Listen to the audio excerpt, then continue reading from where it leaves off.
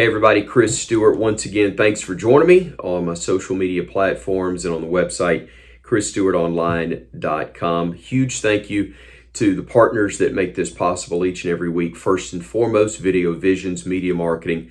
Philip puts this together and does a great job of helping me with my website as well, and they can do the same for your business.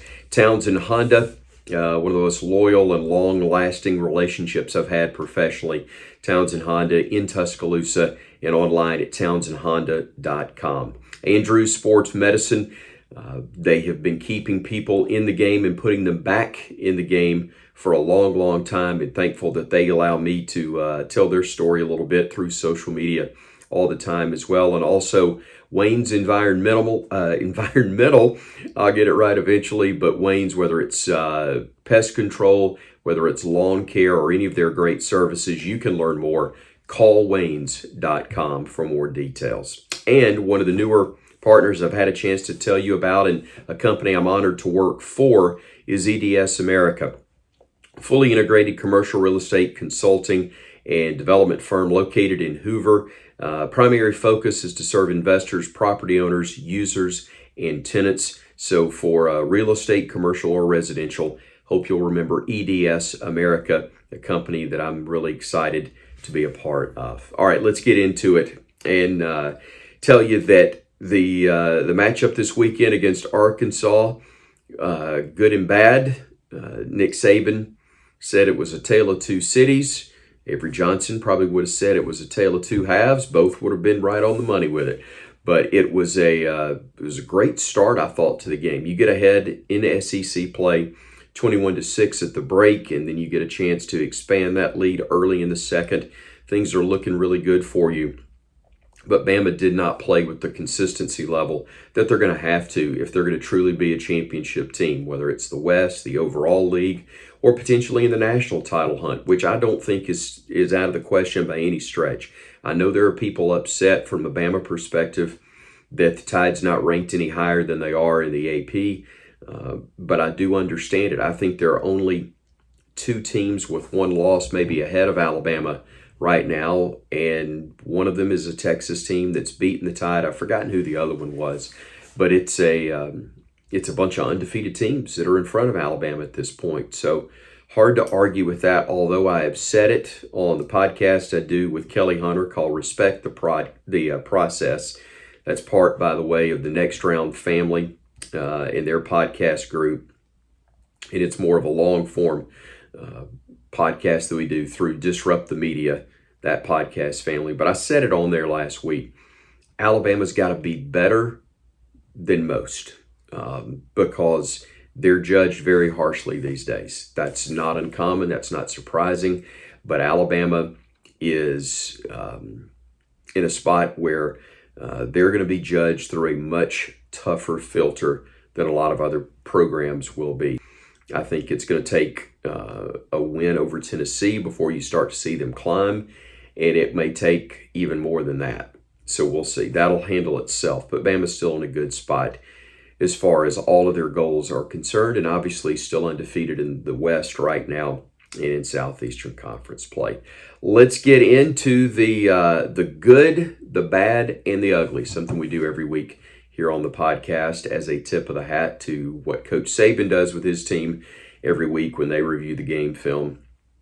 Our spin probably a little different from his, but the good is presented by Townsend Honda. You want a good deal on a good car?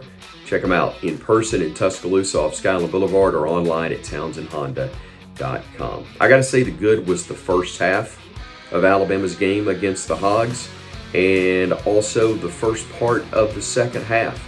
The game started with the Tide down early, 6-0, couple of field goals, but got some things figured out defensively, at least for the half, shut them down, and had an opportunity to get things going offensively and made it a 21-6 game going into the break. And then you start off the second half well. A great drive that did bog down because of penalties, but you get a field goal out of it. Felt really good about things. You got a 3rd and long for Arkansas on their next drive, and then you commit a dead ball penalty after 3rd down that keeps the drive going. I think it was a face mask on Jalen Key that was unnecessary, and it allows them to keep the ball, kept the drive going, ultimately wound up in a touchdown. They get a stop, they get another score, and now here you are in a one-score game. And you really had the feeling that if Bama does get off the field, as they had done the work to do, there's a chance to get at least 3, possibly 7 more, and put that thing out of reach. And instead of 24-6, you're looking at probably 31-6, and it's over. Instead, you had to fight down to the wire, get a stop, and then bleed the clock. And again, it was great to see them do that for a second straight week. So I would give that as a really kind of a consolation, if you will, back to the good. But the bad is certainly letting them off the deck and get back in that ball game.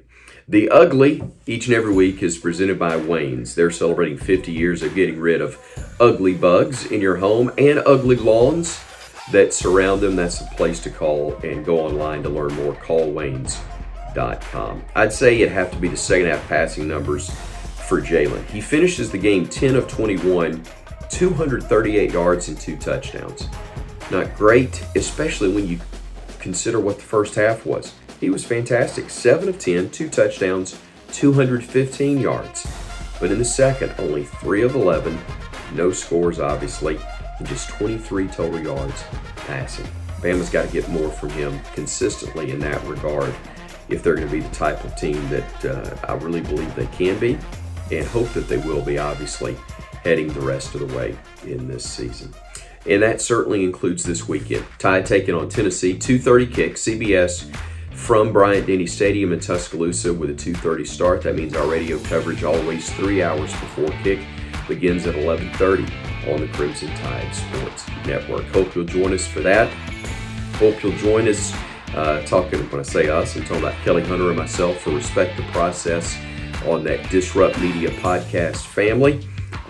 Also, thank you again, Video Visions Media Marketing, Townsend Honda, Andrew Sports Medicine, Wayne's Environmental, and EDS America, all making this podcast possible each and every week. Most of all, thank you for tuning in.